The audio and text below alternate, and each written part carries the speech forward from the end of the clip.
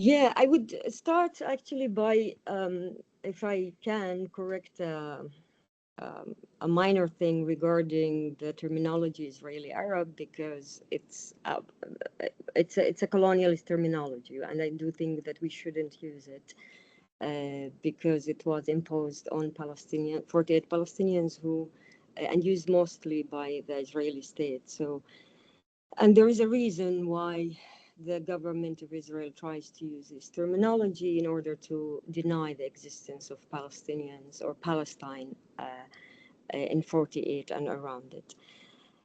I try, you mentioned Ismail al-Dawi, which short story coming by a contribution for Comma Press in their new anthology, and also the Book of Disappearance that we are talking about.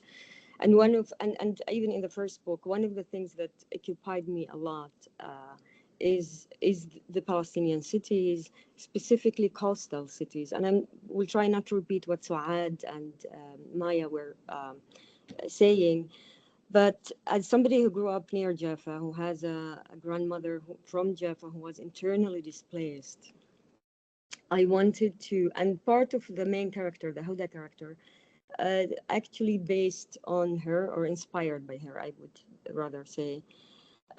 One of the things that was important for me, and it comes not only in the Book of Disappearance, but in other writings, to narrate and to talk about what does it mean to grow as a Palestinian after the Nakba in a under a settler colonialist system, and to live between the past and the present, to have a systematic erasure that's happening constantly, that happened, of course, in the Nakba through the destruction of the 500 villages, the cities, etc., but also to grow up there and live there.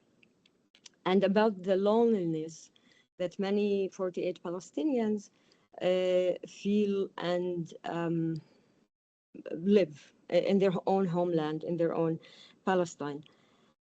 And one of the reasons I am also, I mean, Saad mentioned the importance of Jaffa as one of the major Palestinian cities, the culture. So I'm not going to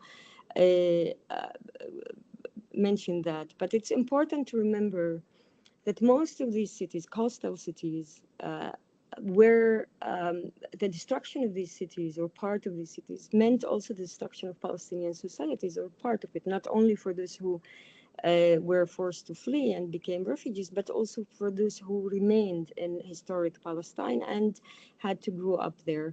And we're told again and again that they should be thankful for being allowed to stay, because as uncivilized people, the state of Israel is giving them civilization. And I'm not kidding. I mean, it's literally what is being said often again and again, not only in television, but I heard and lived through.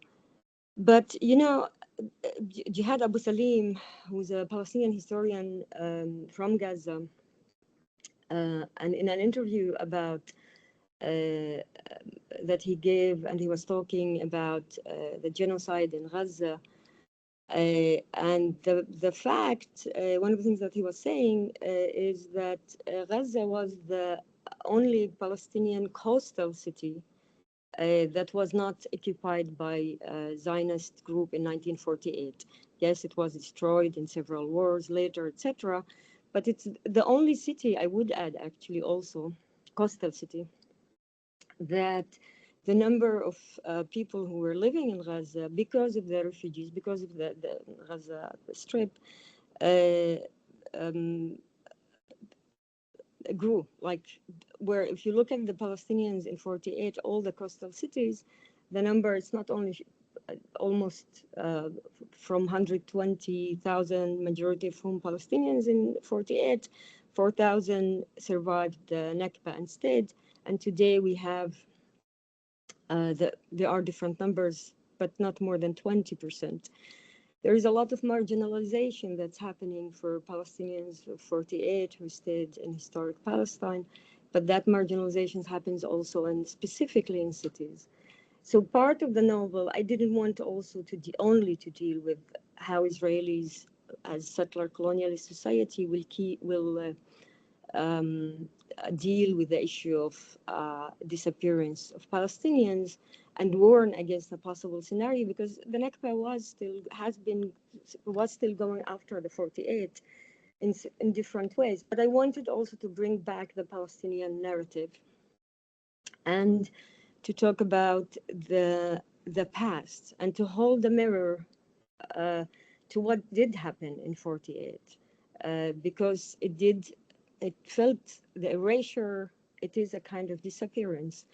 So I wanted to bring that back and talk about 48 specifically, because many, especially in Western countries, don't want to talk about 48. Even the so-called liberals who will talk about the occupation of the rest of Palestine in 1967, but then not touch 48. Last point, I wanted also to not only to have Jaffa as the symbol of the Palestinian city, but also to talk about Tel Aviv as a symbol of the colonizer city, and a city that started, and a settler colonialist movement that started before 48, and that was built on the lands of Palestinian villages and ruins of these villages, and part of Jaffa too. So that was part of the idea in short.